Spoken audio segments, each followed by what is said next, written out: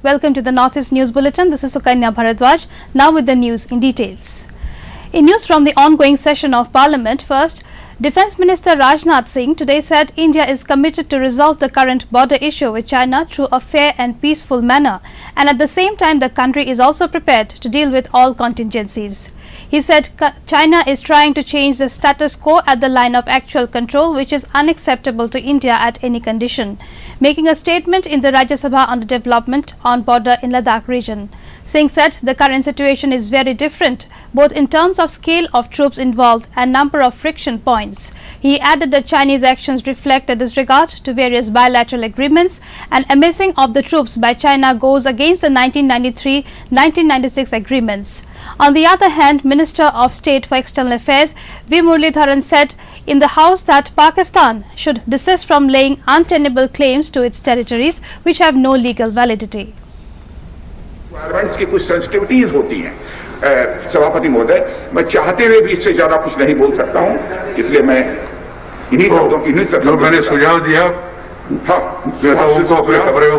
उसका लिया है शर्मा जी, लिया है कालनिया से। ठीक, हमारे गुलाम नबी धन्यवाद, सब सारे लोगों ने जो विचार व्यक्त किया उसको धन्यवाद।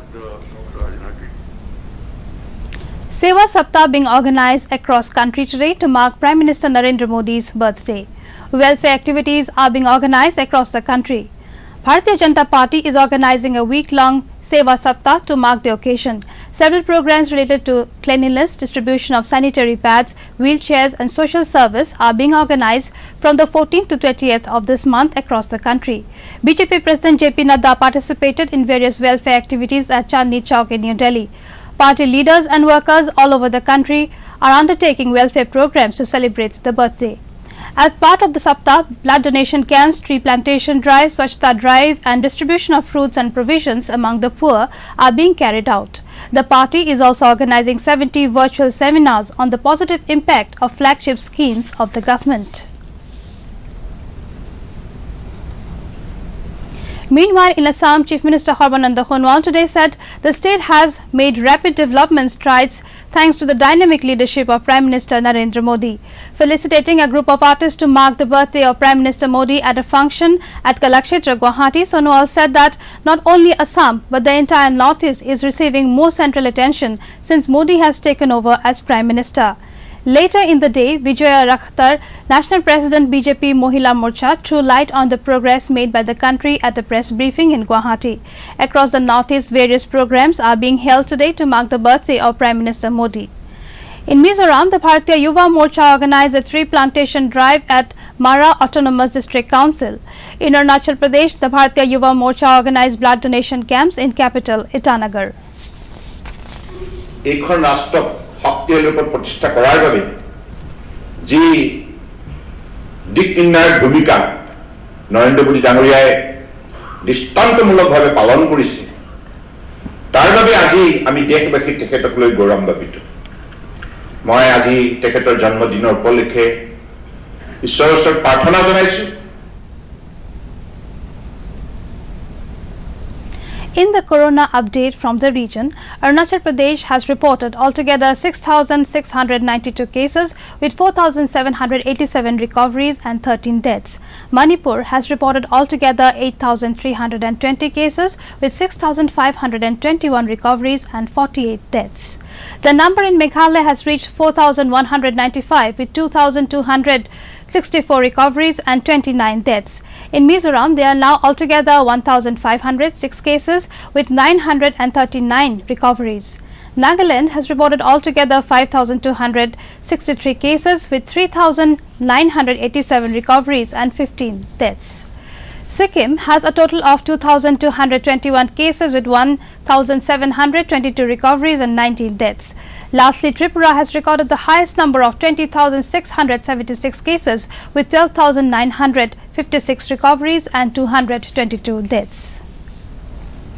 In the corona update from Assam, Health and Family Welfare Minister Dr. Himanta Biswa Sharma in a tweet said altogether 2,394 persons tested positive during the last 24 hours, the positivity rate being 7.37%. The total number of COVID-19 cases in the state now stands at 1,48,968 with 1,16,900 recoveries. The death toll has increased to 511. The Union government today said that the country's recovery rate among the COVID-19 patients have reached 78.64% during the last 24 hours. More than 82,000 COVID patients have recovered. The Health Ministry said the total number of recoveries has reached over 40.25 lakh. The constantly increasing recoveries have ensured that the actual caseload of the country has reduced and is currently only 19.73% of the total positive cases. It said the active cases of COVID-19 in the country is less than 1/5 of the total cases. Presently, the total number of active cases in the country is 10,09,000. The ministry said effective implementation of centre's strategic and graded test, track, treat approach has led to higher recoveries and lower fatality. Currently, India's case fatality rate is at 1.63%, which is one of the lowest globally. In the last 24 hours, 1,132 deaths have been reported, taking the toll to 83,230. The Union government has allowed RT-PCR testing at the entry of airport on pilot basis to facilitate the transfer of international passengers.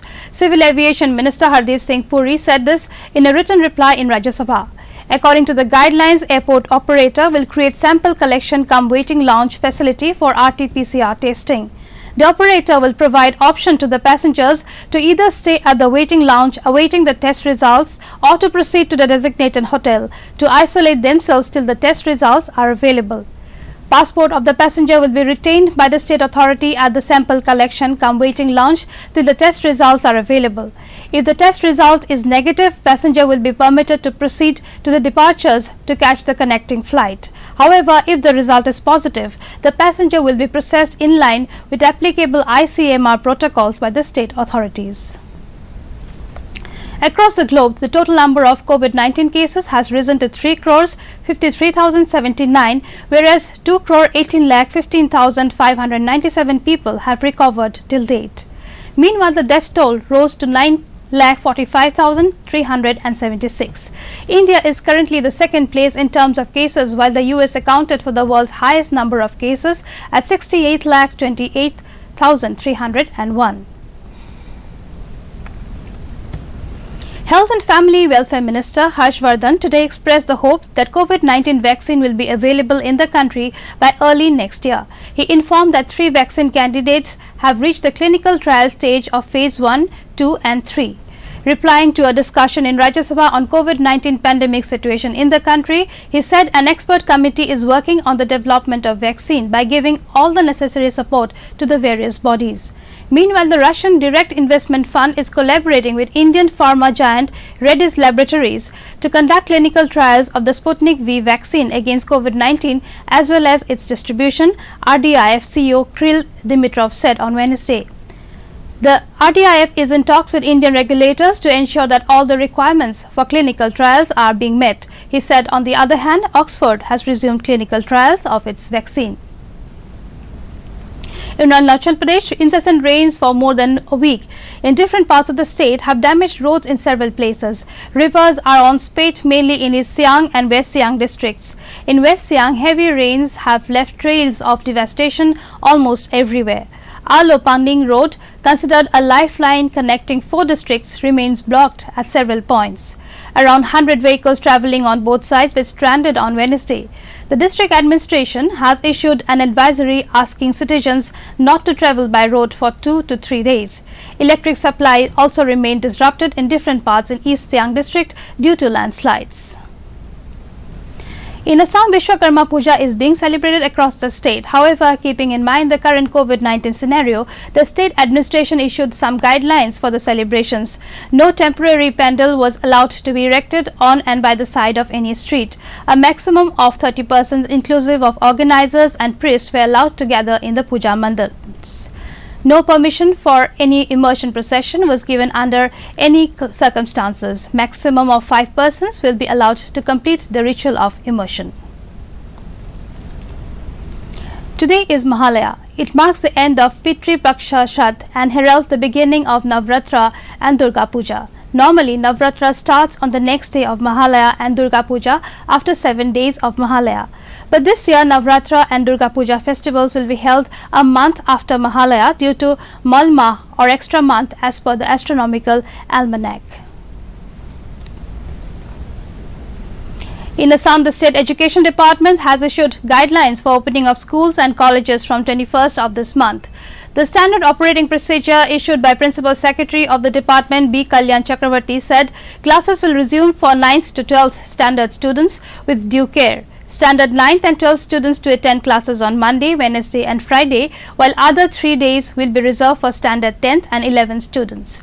In Meghalaya, the final semester examination of all colleges under Northeastern Hill University, NEHU, will be held from October 7th and the university will issue a routine for the exam.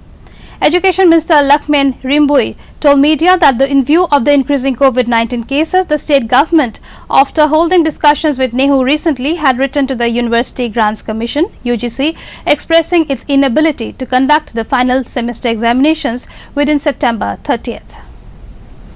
To end the news, the headlines once again. Government tells Parliament India committed to peaceful resolution of border dispute with China but ready for all contingencies.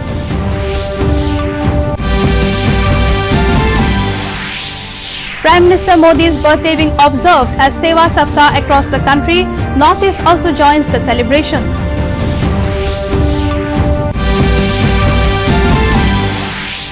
COVID infections affect many more in Northeast. Recovery rate crosses 78% across the country.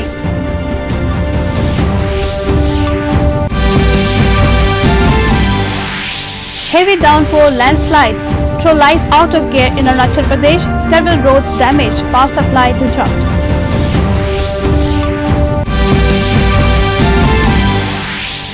And COVID-19 restrictions dampen celebrations of Vishwakarma Puja and Mahalaya.